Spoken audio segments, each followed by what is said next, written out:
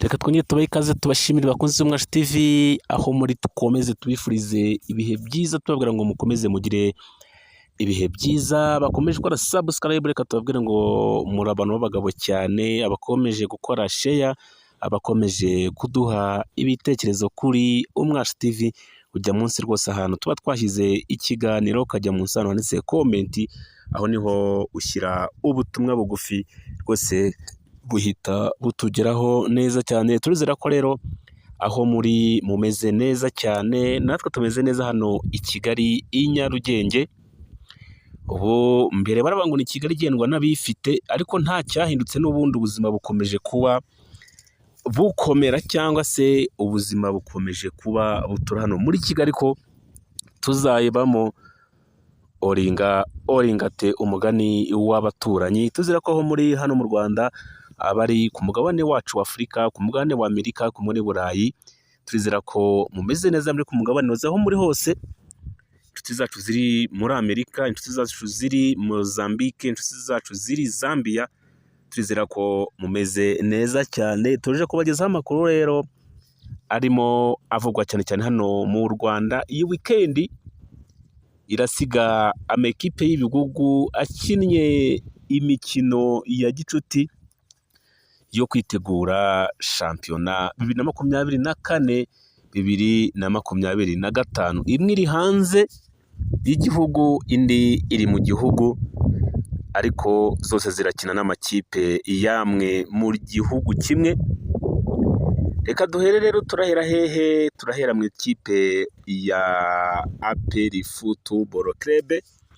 Ikipe ya APR Football Club ku munsi w'ejo nibwo yakoze imyitozo ya nyuma nimugoroba rwose mu gicuku, mu masaha y'isaa sita y'isaa tanu gutyo, saa sita saa tanu nibwo yahagurutse ku kibuga mpuzamahanga cya Kigali i Kanombe yerekeza muri Tanzania, aho igiye guhura na Simba mu mukino cyangwa se ku munsi wa Simba Day. Muri iri joro rero ikipe ya APR Football Club ihagurutse mu Rwanda yerekeza muri Tanzania gukina na Simba Sport Club ku munsi ikipe yerekaniraho abakinnyi bayo uzwi nka Simba Day. Ni umukino uzaba ejo ku wa gatandatu, ni itariki ya 3 Kanama 2024 ku isaha 12:30 za Kigali, ukazabera kuri uwanja wa Mkapa, ni stade mpuzamahanga y'igihugu cya Tanzania. APR ikaba yahagurukanye abakinnyi 23 yerekeza muri kino gihugu, yasize abakinnyi 4 n'umutoza umwe. Abakinnyi basigaye harimo umunyezamu Ruhamyankiko Ivan, hakaza Kwitonda Arebaka, hakaza Nshimiyimana Ismail bakunda kwita Pichu, hakaza n'uwo bita Apamu Asombwe Bemor, ndetse n'umutoza w'abanyezamu Mugabo Alex. Bivuze ko mu batoza abanyezamu ari Ndizeye Aimé Désiré Ndanda wagiye toza w'abanyezamu, kuko n'ubundi ari we ubatoza ari babiri abanyezamu. Ubwo ni abatoza babiri, Ndanda we wagiye, ariko Mugabo Alex yasigaye. Burya ni hake uzasanga ekipe ifite abatoza babiri b'abanyezamu, akenshi aba ari umwe. Ikipe ya APR Football Club rero uwitwa Mugabo Alex yasigaye. Mu bakinnyi bagiye muri Tanzania muri Simba Day harimo abakinnyi, mu banyezamu harimo Pavel Nzira ndetse na Ishimwe Pierre. Ba myugariro ni Byiringiro Gilbert, Ndayishimiye Dieudonné, Niyomugabo Claude, Arius Wane, Niyigena Clement ndetse na Nshimiyimana Yunus. Ngabo rero ba myugariro bagiye. Mu bakinnyi bo hagati, abakina hagati harimo Mugiraneza Frodoir, Seydou Duda, Ruboneka Jean Bosco, Tadeo Ruwanga, Richmond Rempt, Dushimimana Olivier, Tuyisenge Arsene ndetse na Kategaya Eri. Barutahizamu rero ndabizi ko mufite amatsiko menshi cyane, intwaro zose zamanutse. Hari Mugisha Gilbert, Niyibizi Ramadan, Mamadou Lamine Ba, uyu muramuzi ni wa musore w'umunyemari mushya. Harimo Godwin Odibo, rutahizamu nawe yagiye. Hakaza n'uwo bita Nuobodo Chidiebere Johnson yagiye. Hakaza Victor Mbawoma ndetse na Mamadou Sarr. Ngabo rero ba rutahizamu bagiye. Reka mbasubiremo, abakinnyi bose b'ikipe ya APR Football Club bagiye. Mu izamu hagiye cy'abanyezamu hagiye Pavel Nzira na Ishimwe Pierre, ba myugariro ni Byiringiro Gilbert, Ndayishimiye Dieudonné kunda kwita Nzotanga, Niyo Mugabo Claude, Arius Wane, Nigera Clement ndetse na Nshimiyimana Yunusu. Abo ni ba myugariro. Abakinnyi bakina hagati harimo Mugiraneza Frodoir, Seydou Duda, Ruboneka Jean Bosco, Tadeo Ruwanga, Richmond Rempt, Dushimana Olivier, Tuyisenge Arsene na Kategaya Elia. Barutahizamu hari Mugisha Gilbert, Niyibizi Ramadan, Mamadou Lamine bakunda kwita Ba, uyu muramuzi ni wa musore w'umunyemari mushya. Godwin Odibo muramuzi nawe ni umusore mushya ukomoka muri Nigeria. Hakaza n'uwo bita Nuobodo Chidiebere Johnson, nawe ni umunyanigeria mushya. Victor Mbawoma, uyu muramuzi cyane dore ko nawe wari ufite ibitego byinshi muri Rwanda Premier League umwaka ushize. Hanyuma hakaza n'uwo bita Mamadou Sarr. Umukino rero uzaba ku munsi w'ejo ku isaha y'isa 12:30 za Kigali. Umukino uzabera uwanja wa Mukapa cyangwa se kuri Mkapa Stadium. Ni stade ijyamo abantu ibihumbi bigera kuri 60 bose bicaye. Umukino rero ukazaba ku isaha y'isa 12:30. Abagize itsinda rero ry'ikipe ya APR Football Club mu rukino rwo kuri wa gatanu tariki 2 Kanama nibwo bageze mu mujyi wa Dar es Salaam, aho bagiye kwitabira ibirori bya Simba Day bizasozwa n'umukino wa gicuti. Iyi kipe izakinamo n'ikipe ya APR Football Club muri Simba Day. APR yagurutse mu Rwanda ku isaha y'isa 5 z'ijoro zo kuri uyu wa kane, ijyanye n'abakinnyi bose bashya uko ari 10 yaguze. Harimo batatu iyi kipe iruka kwerekana, harimo Lamine Ba ukomoka muri Mali n'abanyanigeria babiri barimo Johnson ndetse na Odibo. Mu bakinnyi batajyanye n'iyi kipe rero harimo Nshimiyimana Ismail Pichu, Apamu Bemol ndetse na Kwitonda Areba, kakongeraho umutoza abanyezamu yitwa Mugabo Alex. Ikipe ifite umukino uzayihuza na Simba ku wa gatandatu tariki ya 3 ku isaha y'isa 12:30 za Kigali, kabera kuri Benjamin Mkapa Stadium imbere y'abakunzi ba Simba bagera ku bihumbi 60. Ikipe y'ingabo z'igihugu muri Tanzania tariki ya 21 Nyakanga 2024 ubwo yatsindwaga n'iyitwa Red Arrows ku mukino wa nyuma wa Sekafa Kagame Cup, nyiramurabyibuka kuri za penalty.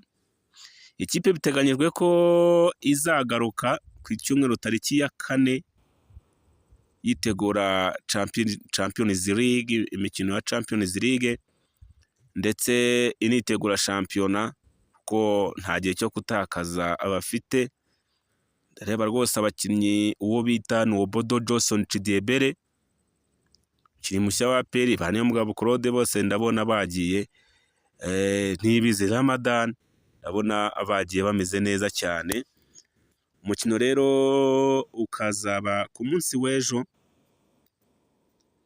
Ku munsi w'ejo nibwo umukino uzaba, ubwo abakunzi ba APR Football Club. Ibyo rero ibivugwa muri APR Football Club yamaze kugera i Dar es Salaam muri Tanzania, kabigiye gukina na Simba Sport Club yo muri Tanzania mu mukino wa Simba Day. Tuvuga ko Simba Day ni igihe cyangwa se ni umunsi w'abakunzi ba Simba baboneraho kubona abakinnyi bashya ndetse bikanabafasha kumurika umwambaro mushya wa ekipe. Ibyo rero ibivugwa muri APR Football Club, ubwo abakunzi b'ikipe ya APR Football Club ejo kuri Azam TV rwose muzakurikire uyu mukino ku isaha isa 12:30 za Kigali. Ikindi ni uko mushobora kuzakurikira update zose z'uyu mukino haba kuri social media zanjye arizo Ferguson Rwanda kuri X hoze yitwa Twitter, ndetse kuri Facebook ni Ferguson Rwanda, ndetse no kuri Instagram yose ni Ferguson Rwanda. Tuzaba tubabereye rero ntimuzagire ikibazo. Reka tuhave tugiye muri mukeba buri uvuze ekipe ya APR Football Club ntuvuge ekipe ya Rayon Sport, ntago bibasha kumvikana neza. Ku munsi rero kuri uno munsi nibwo ikipe ya Azam Football Club mu rukira rwose no yageze Kigali mu Rwanda, nibwo ino kipe yahageze ivuye muri Tanzania, nayo nta kindi kiyizanye, ije mu gikorwa cyangwa se mu munsi w'igikundiro, umunsi wa Rayon Day uteganyijwe nawo ku munsi w'ejo. Umunsi w'ejo kuri Kigali Pele Stadium nibwo uyu mukino uzaba. Ni umukino ukomeye, utsa ko ikipe ya Azam Football Club yari yabaye ikipe ya kabiri nyuma ya Azam Football Club, nako nyuma ya Yanga. Ikipe ya Azam Football Club nayo yaje kuba iba iya kabiri. Rayon Sport rero ni igikorwa cyangwa se ni igikorwa itegura buri mwaka, akaba ari ku nshuro ya 10 iki gikorwa kigiye kuba cyaba. Ku munsi w'ejo rero ekipe ya Rayon Sport Football Club ikazaba yesurana n'ikipe ya Azam Football Club. Nkuko bigaragara rero kuri ya Rayon Sport Football Club hashize amasaha ane rwose bavuze bati Azam FC yageze i Kigali mu gitondo cyo kuri uyu wa gatanu, ije gukina umukino wa gicuti na gikundiro kuri Rayon Sport Day, umunsi w'igikundiro 2024, umukino uteganyijwe kuri uyu wa gatandatu tariki ya 3 Kanama 2024. Karibu sana Azam FC.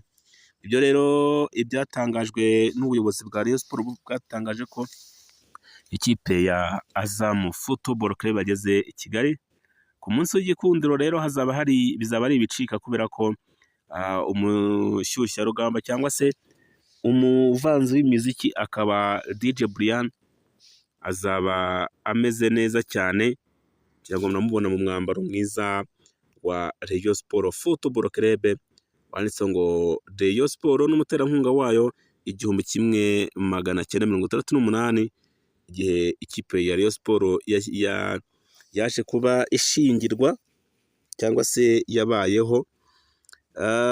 Amatike rero nkuko bigaragara nuko VVIP amatike yarangije kugurwa 100%, VIP ageze kuri 93%, regular cyangwa se ahatwikiriye naho hamaze kugera kuri 45%, hanyuma ahadatwikiriye cyangwa se asanzwe amatike yari amaze kuba agera kuri 52%. Ibi babishyize ku munsi w'ejo kuri Twitter ya Rayon Sport Football Club. Mbona n'abakunzi b'ikipe benshi bose barimo kugura iyi myambaro y'ikipe ya Rayon Sport Football Club, kugira ngo murimo murababona neza cyane. Abakunzi b'ikipe ya Rayon Sport Football Club barimo bagura imyenda cyangwa se barimo bagura umwambaro w'umunsi w'igikundiro. Ni jezi nshyashya rero, jezi cyangwa se umwambaro ikipe ya Rayon Sport izakoresha muri uno mwaka 2024-2025 yamaze kujya ahagaragara. Akambaro keza cyane rwose, dushimira ko bamwe mu bagize cyangwa se mu bayobozi ba Rayon Sport none ibintu babikoze kare cyane. Dushimira mugenzi wacu Robin Ngabo, ndetse anatubwiye yuko mu kanya abanyamakuru bifuza kuba bareba cyangwa se bavugana n'umutoza wa Azam Football Club, rwose yavuze ko duhawe ikaze nk'abanyamakuru. Ibyo rero ivugwa muri Rayon Sports Football Club ku munsi w'ejo iteganyijwe kuri Kigali Play Stadium ku munsi w'ejo. Ngibyo rero ivugurwa abakunzi ba Rayon Sports Football Club muratumiwe. Tukiri muri Rayon Sports Football Club, se bakunzi ba Rayon Sports Football Club, mujye hasi muri comment mutubwira uburyo mwakiriye iyi kipe. Se murabona izarusyaho, dore ko n'abakinnyi bayo bataha izamu, abakinnyi bayo bashya bose barahari, bageze i Kigali. Muzanababona ku munsi w'ejo. Za ntwaro rwose zo muri Senegal, muri Mali, zose zageze i Kigali. Ubwo rero abakunzi ba Rayon Sports Football Club ni ahanyu kugira ngo muyitere inkunga. Nk'uko rero tubikesha umuvugizi wa ikipe ya Sports Football Club akaba Robin Ngabo, atubwiye ko rwose abanyamakuru bifuza kuba bavugana n'umutoza ari uyu munsi ku isaha y'isa 11:15 kuri Kigali Play Stadium mu myitozo y'ikipe ya Azam Football Club yitegura ikipe ya Rayon Sports. Nabona ikipe ya Azam rwose yamanukanye intwaro zayo zose, yazimanukanye. Ni abasore b'imyakaka.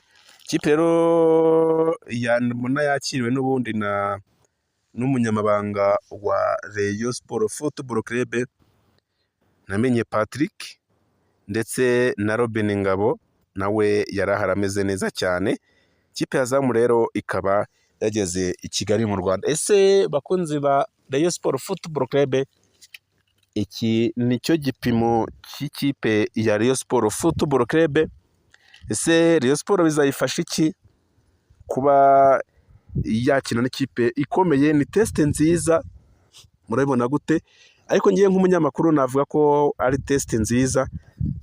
Twabyanga twabyemera nuko umupira wo muri Tanzania uri hejuru cyane rwose yahawe hano mu Rwanda. Ko niba ekipe nka Simba tuzi ikomeye cyane, igera mu matsinda ikagera muri 1/4, hari ikipe ya Young Africans nayo ikaba igera ahangaha, ariko ikipe ya Azam Football Club ikaba yaraje kwitambikamo. Bigaragara ko ni shampiyona ikomeye cyane, ikaba ari test nziza rero ku makipe, cyane cyane amakipe yo mu Rwanda. Ubwo Rayon Sports, icyo nakwisabira abafana b'ikipe Rayon Sports Football Club, ntimuzajajinga abakinnyi kuri match imwe. Buriya ari igihe umukinnyi akina match imwe bitewe na pressure bikanga ekipe, ukavuga ngo ekipe yaguze abantu badashoboye. Ubwo rero nyamuneka ntimuzajajinge cyane, ahubwo muzarebe se nyuma y'iyi match muri Rwanda Premier League abakinnyi banyu cyangwa se abakinnyi b'ikipe yanyu bazitwara agote. Ubwo rero intwaro Rayon Sports zose yaguze ku munsi w'ejo zitegerejwe kuri Kigali Play Stadium mu mukino w'igikundi. Tubize ko uyu mukino nta mubare w'abanyamahanga wemerewe gukinisha ikipe yose yawe ya mbere. Nishobora ushyiramo abanyamahanga bose ushaka, kuko ni mu buryo bw'igeragezwa. Navuga ko ikipe ya Rayon Sports Football Club ari ryo gerageza ibonye kuva uyu mwaka warangira, kuko yakinnye na Gorilla, ikina n'Amagaju, ikina na Muhazi United, ikina n'ikipe ya Musanze Football Club. Ariko noneho kuba igiye gukina uyu mukino na Azam ni ikipe ikomeye. Shampiyona Tanzania turabizi ko ikomeye cyane. Ni test nziza ku ikipe nka Rayon Sports Football Club idaheruka igikombe cya shampiyona hano mu Rwanda, ko iheruka igikombe 2019. Ni igikombe n'ubundi yatwaye iri kumwe n'umutoza wayo Robertinho, uherutse gusinya amasezerano y'umwaka umwe muri ino kipe. Ayigarutsemo rero navuga ko iyi ari na test nziza kuri Robertinho, kubera ko ni mu rwego cyangwa se nicyo gihe azabasha kubona abakinnyi b'ikipe ye azabasha gukoresha wenda muri sezo itaha 2024-2025 iteganyijwe kuva tariki ya 15 z'uku kwezi kwa munani twatangiye ku munsi w'ejo. Ni test nziza rero kuri ekipe ya Rayon Sports Football Club. Umukino uzaba ekipe izatsinda ikaba izatwara n'igikombe, ndetse twavuga ko ari na test nziza kuri Azam Football Club itegura umukino wa CAF Champions League izakina muri ekipe ya APR Football Club hagati tariki ya 16 ndetse na tariki ya 18 z'uku kwezi kwa munani 2024. Twavuga ko amakipe yose ari test nziza. Ikipe ya Azam Football Club izamenya ese shampiyona mu Rwanda imeze gute, ese mu Rwanda ubukare bwo cyangwa se imyubakire ni iyihe mu makipe, kuko nubwo itazakina n'ikipe ya APR Football Club ku munsi w'ejo, ariko irabizi ko Rayon Sports ari mu kipe ya APR Football Club. Bivuze ko rero baje kwiga kugira ngo barebe uko shampiyona yo mu Rwanda bitegura ekipe ya APR Football Club. Reka tuve muri ekipe ya Rayon Sports Football Club ahubwo tugaruke muri APR Football Club. Amakuru hari nuko uwitwa Baka, uwitwa Apam Asombe Bemo ndetse n'uwitwa Pichu Nshimiyimana Ismail Pichu, aba bakinnyi ngo ntago rwose bari mu mibare y'umutoza cyane, ariko cyane cyane umuntu witwa Apam ndetse n'umuntu witwa Pichu irango n'ikipe iri muri Sekafa Kagame Cup. Nibwo mwarabonaga ekipe yari yabatwaye, ariko imikino iba mike, kavuga bati se aba basore. Amakuru hari nuko rero nka Apam we abamuhagarariye batangiye kuganira n'ikipe ya APR Football Club bayisaba kuba yabemerera bakaba bagurisha uyu mukinnyi, ikaba yamurekura akaba yajya hana. Apam akina muri APR Football Club mu mikino y'ibanze yagiye yitwara neza, hanyuma umutoza Thierry Foroge rimwe na rimwe akajya amwicaza, abafana bakitotomba bati Foroge nta kigenda niwe umurangije. Ariko umukino wa mbere ekipe ya Rayon Sports ikinnye ekipe ya APR Football Club muri Super Cup, baravuze bati uyu musore witwa Apam Bemo Asombe ni umukinnyi mwiza cyane, yaje kugira n'ikibazo cy'imvune ngira ngo nicyo cyanamukozeho cyane, ariko ubundi abantu bakubwira ko uyu musore azi umupira cyane, uyu munyakameroni. Ese Apam Asombe arava muri ekipe ya APR Football Club biragenda gute? Undi mukinnyi ni umukinnyi waje bigaragara ko ari umukinnyi w'umuhanga cyane, uwo bita Nshimiyimana Ismail Pichu, wari wagaragaje ubuhanga bukomeye cyane haba muri ekipe ya Kiyovu Sport mu myaka 2 yayimazemo. Yari umukinnyi wo hagati rwose bigaragara ukina neza, hari n'igihe byabanga ngombwa akajya muri defense centrale agakina neza, kuvuga bati ikipe ya APR Football Club iguze umukinnyi mwiza. Ariko byaje kuba byanga akigera muri APR Football Club, kandi n'umukinnyi nawe uri mu bakinnyi baguzwe amafaranga menshi, ndetse n'uyu Apam twavugaga, bigaragara ko uno mukinnyi nawe ashobora kuba atazakomezanya n'ikipe ya APR Football Club. Amakuru ari nuko ngo hari ekipe yo muri Libya yamushakaga, ariko ekipe ya APR Football Club ikaba itari yafata icyo cyemezo cyo kuba uyu musore yamurekura ngo abe yagenda, ni ukubitegama. Ariko amakuru avamo indani muri ekipe ya APR Football Club ni uko abakinnyi babiri yaba Apam ndetse na Pichu ngo baba batari rwose mu mibare y'umutoza Darko Novic Munyaserbia. Reka tuve kuri aba basore ahubwo tujye kuri n'undi musore utajyanye n'iyi ekipe yitwa Baka. Uyu musore nawe biravuga ko nawe rwose ngo bitewe n'imikinire ye atari mu mibare y'uyu mutoza. Amakuru haravuga ko uyu musore ashobora gukora cyafite amasezerano, biravuga ko nawe ashobora kuba yatizwa, akaba yatizwa muri ekipe ya Gasogi cyangwa se muri ekipe ya Marine Football Club. Hari n'amakuru yavuga ko ashobora kujya muri ekipe ya Mukura Victory Sport, ariko amakuru ari nuko ashaka kujya muri Marine cyangwa muri Gasogi. Uyu rero Baka nawe ashobora kugenda. Baka nawe ntajya avugwaho rumwe, bavuga ko akina neza ariko imikinire ye ngo uyu mutoza ntago yayishimye. Amakuru rero avuga ko aba bakinnyi bombi uko ari batatu n'ubundi nk'uko basigaye i Kigali batari mu mibare y'uyu mutoza Darko Novic.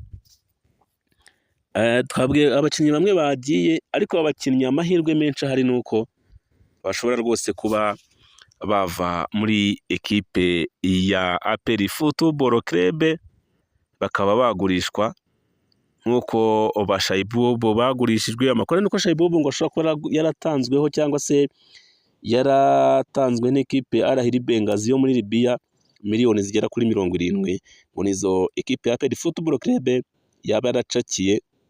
Umukinnyi rero nka Apam Bemol ni umukinnyi bizwi ko, cyangwa se amakuru ahari nuko ari mu bakinnyi bahenze ekipe ya APR Football Club umwaka ushize. Aho bati rero ntabwo twagumya kumuhembera ubusa, yaba na Pichu yaguze muri za miliyoni 40, ukavuga ngo ntabwo bakomeza kubahemba kandi badatanga umusaruro. Ekipe ya APR Football Club yaguze abakinnyi benshi batandukanye muri no mwaka. Iyi sezo bwo yaguze abakinnyi bagera mu 10 bashya, bose bagomba kwitabira iyi mikino ya CAF Champions League ndetse n'imikino ya Rwanda Premier League. Nubwo hatari hatangazwa abanyamahanga bashobora gukina Rwanda Premier League, yango minsi ishize nibwo twabwiraga ko board ya Ferwafa na board ya Rwanda Premier League ntibari bafata icyemezo cy'abakinnyi bazakina Rwanda Premier League b'abanyamahanga. Amakuru yari yatangajwe mbere nuko bavuga ko abanyamahanga bagomba kuba 8 mu kibuga, noneho hakaba n'abandi 4 babasimbura, ubwo bakaba 12. Ariko ayo makuru Ferwafa yaje kuba yahakanira kure, ivuga ko ari bihuha. Kugeza uyu munsi nta kintu na kimwe cyari cyatangazwa, ku byerekeranye n'abakinnyi b'abanyamahanga bazakina muri Rwanda Premier League. Ikipe yemerewe ubundi bari abakinnyi 6 bajya kuri fede match, ariko amakuru nanone hari nuko ngo bashobora kuba 7, ubwo bakaba bakongeraho umwe. Aba 7 bose bakaba bemerewe kuba babanza mu kibuga. Ibyo rero ibivuga muri Rwanda Premier League, ngira ngo umuyobozi wa Rwanda Premier League Mudahiranwa Yusufu ku munsi w'ejo nibwo yagiranye ikiganiro abagenzi bacu, babwira ko rwose kugeza n'uyu munsi nubwo shampiyona izatangira ku itariki ya 15 z'uku kwezi, kuko uyu munsi turi itariki 2, bivuze ngo harabura ibyumweru bigera kuri 2 ngo shampiyona ibe itangiye. Umuyobozi wa Rwanda Premier League rero yavuze ko kugeza uyu munsi abaterankunga ba shampiyona bafite ni 2 gusa, harimo Star Time n'ubundi isanzwe yerekana iyi mikino. Umwaka ushize nibwo, ngira ngo muri uno mwaka, ntabwo ari umwaka ushize, nibwo ikipe cyangwa se Azamu bavuga ko ishobora kuzaza kwerekana Rwanda Premier League, ariko byaje kuba bigorana kuko Star Time ni isanzwe yerekana iyi mikino ya Rwanda Premier League, nabwo yerekana imikino mikeya ubundi gahagarara. Ariko mu minsi ishize nibwo basinye amasezerano y'imyaka 5 ishobora kongerwa.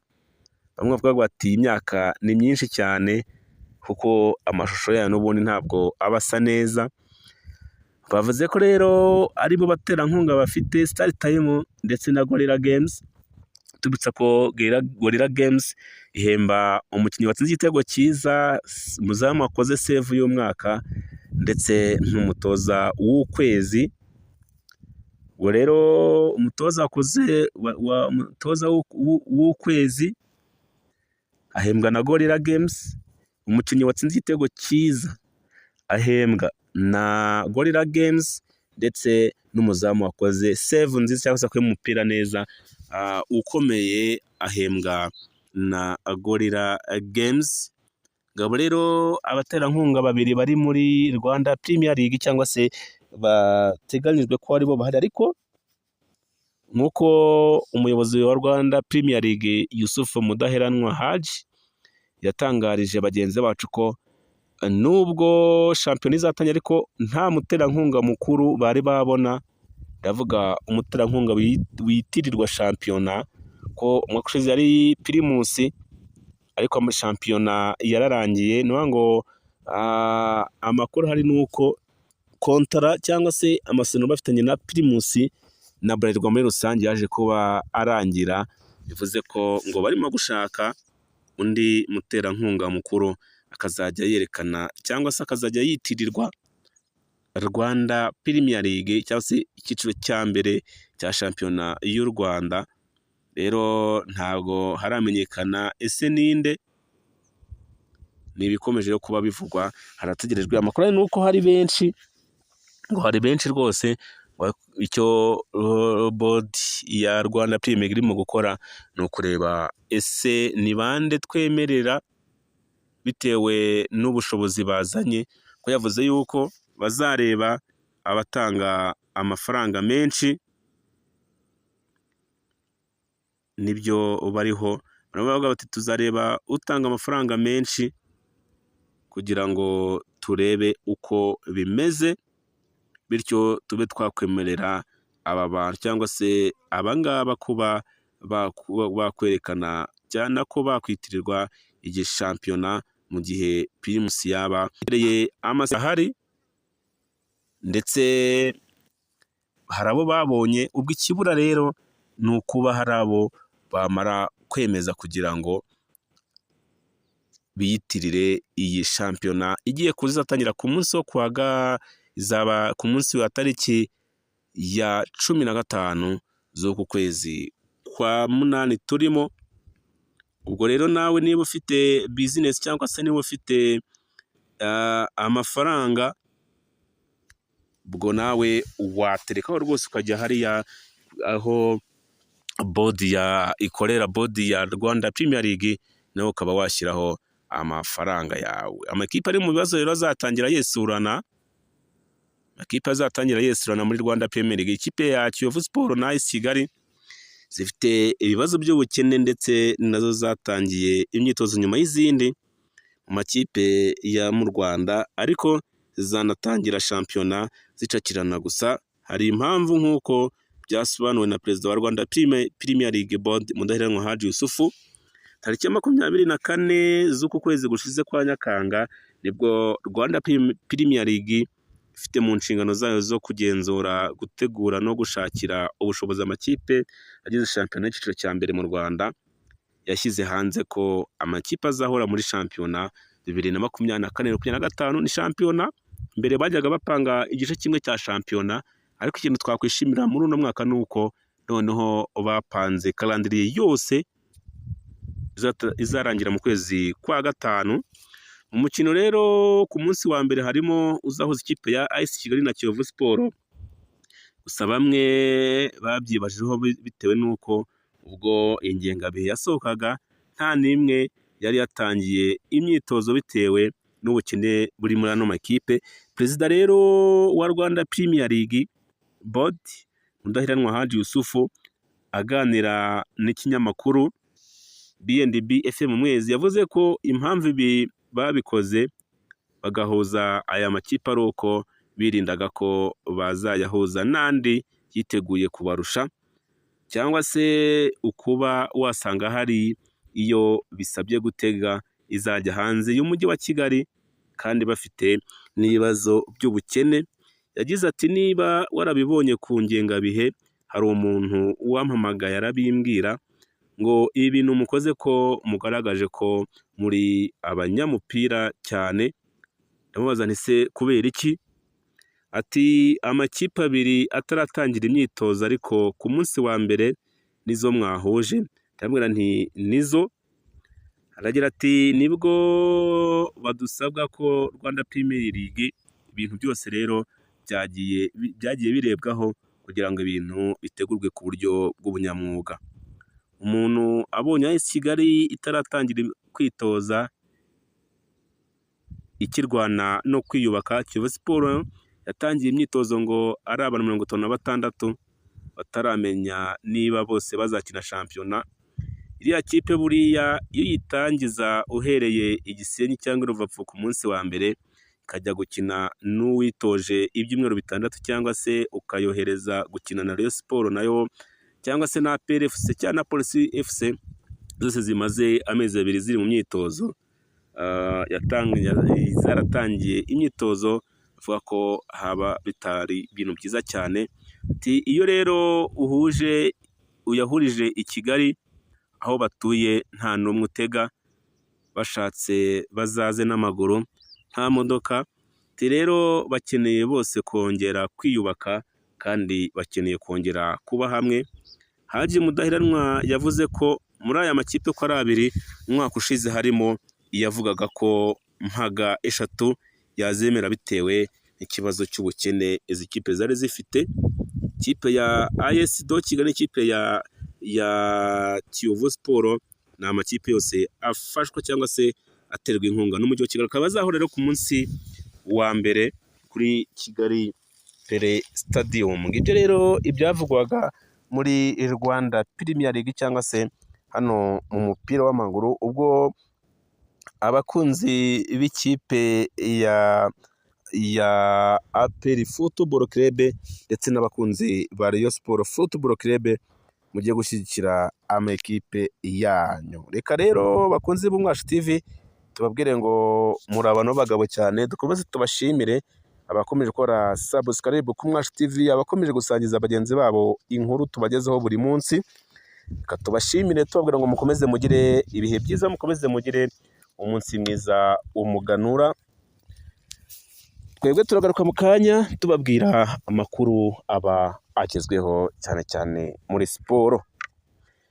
Mukomeze mugire ibihe byiza, mwari kumwe nanjye Ferguson, ndagaruka mu kanya ku makuru aba agezweho.